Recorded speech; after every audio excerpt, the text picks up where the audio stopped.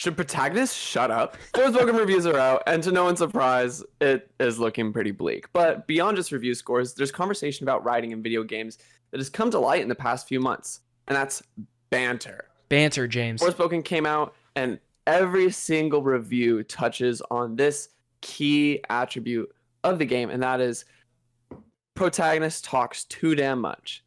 Yeah. Now, let's move on to this tweet here. Yes. From Where is Aaron on Twitter, and he says, do me a favor, if you see peeps and reviewers on Monday complain about gameplay banter of #Forspoken and they haven't bothered to set their banter preference to minimal, slap them for me, will you? Here's a clip from the demo showing how it eliminates all the chit chatter. And so there is a setting in the game that you can just go to your settings and audio settings and just turn the banter. You can even turn it off. But you James, just turn it all the way down. Question I pose to you is you have a story-driven game led by characters that you've been working on for years, written on for years, this and that. Should the game even have a option in the menu to turn down chit chatter? I understand from an accessibility standpoint that can be helpful for maybe people that get like distracted easily or something like that too. But let's just say for the average Joe, do you really need to add a mechanic to your game that is like against what your game is? My answer is no. Tell me why. But this is the nuance of it. Is if you're going to write your game and you're going to write in chatter. Yeah. If that chatter is not going to be conducive to world building or like character relationships, and I guess a point here is like, who's to say it's actually, right. If it's just like, I mean, I think you can. I think you say, yeah, this doesn't actually contribute to the character. This doesn't contribute to the world. Well, and if you keep that, okay, cut me off. What's up? Oh, I feel like that banter in video games can be very, it can be great. It can be great. We've seen it done so well so many times in games. There are long points in these story-driven games where there's not necessarily a cinematic to hold you over, but there is stuff that they are saying, that are telling you, that is informative about the world and helping. And I really think that God of War Ragnarok is both sides of this equation, because I love the character banter, and that really makes the characters in some moments hit even more. But at the same time, the big complaint that a lot of people had was that the banter around puzzles, it would solve the puzzles for you.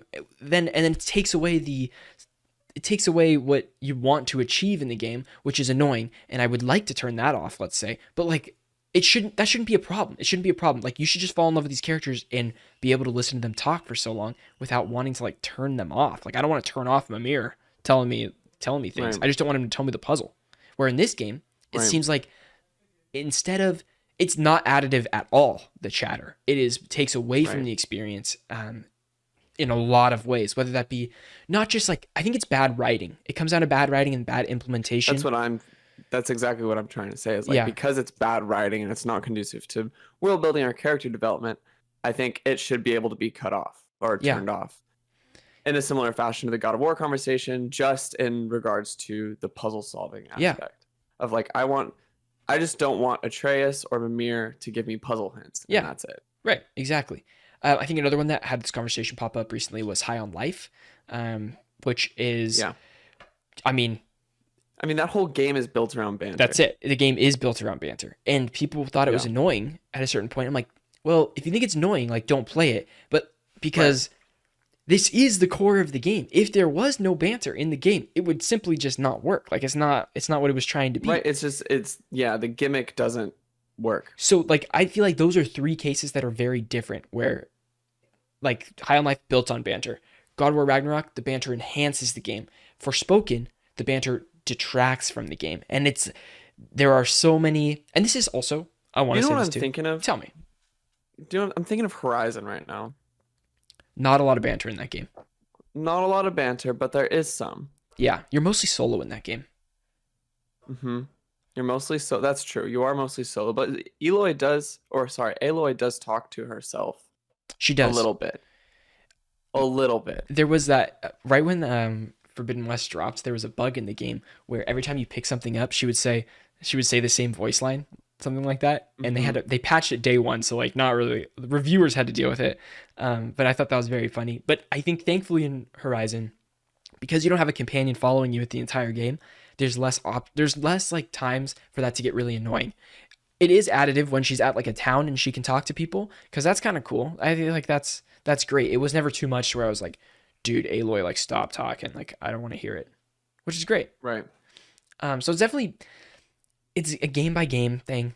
I just feel like the Or conversation has like been there, Spider-Man, totally additive to me, totally additive because it fit. Mm, dude. because it's well written. Did you not love J. Jonah Jameson popping on and saying some shit, and then Spidey saying Oh, I something back? loved it. It's Yeah, amazing. it was great. It was so fucking good. So Yeah. well written.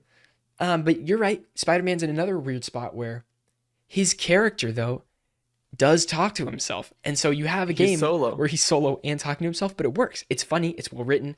Some of it's kind Yeah. of like roll your eyes, but that's also part of it. Like that's part of it. You're supposed to kind of Right. laugh at it, that silliness and stupidness.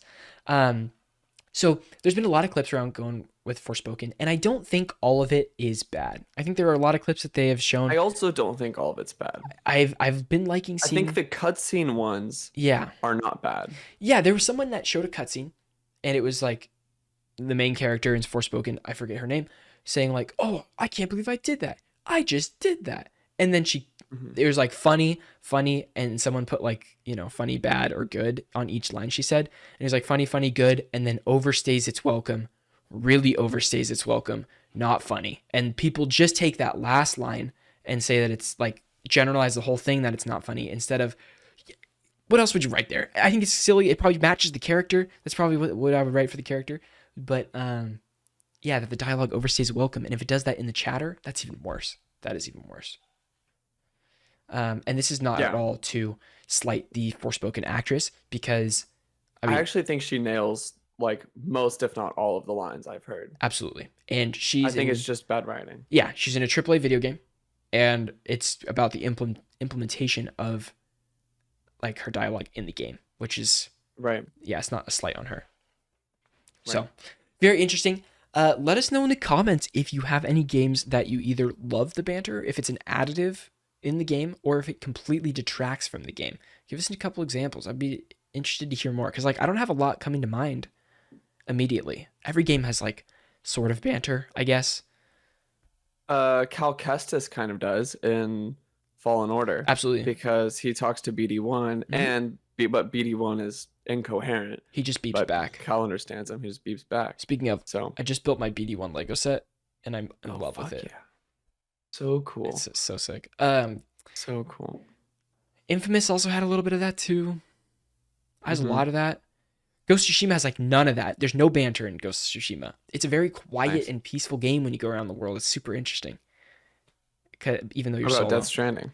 Death Stranding, tiny bit, because also you're alone, but you have the baby. You have BB, and we have BD and BB. It's just Norman Reedus. He sometimes says some things to the baby, like, "It's gonna be all right, BD." It just all goes back to the quality of the writing. Totally. Is it creative? Is it conducive? Yep. I really want to know what the writing room decision was to be like, yeah, we really like. Just the tone feels a little off. Like For they're going Forspoken? for something. Yeah, like they're trying really hard. Yeah. Right. They're trying really, really hard and just over like beating a dead horse. Yeah. It's very interesting. Are you playing Forspoken? Also, let us know. Thank you guys so much for watching this clip. If you want to watch the entire episode, you can go on podcast platforms and type in Strictly Casual Checkpoint. This is the latest episode 146. Or you can go over to YouTube, become a member, and watch the entire video podcast over there. Thank you guys so much for watching, and we'll see you on the next one. Peace out.